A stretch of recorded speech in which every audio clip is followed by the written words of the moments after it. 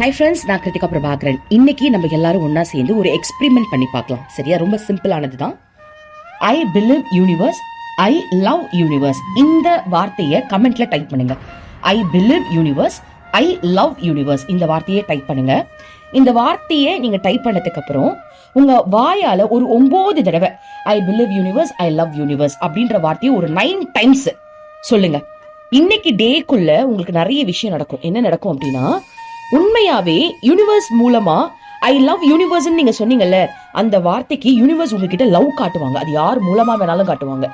I believe universe நீங்க சொன்னீங்கல்ல, இன்னைக்கு ஏதோ ஒரு விஷயத்துல யூனிவர்ஸ் உங்களை காப்பாத்துவாங்க. உங்களுடைய நம்பிக்கைக்கான பலனை அவங்க கொடுப்பாங்க.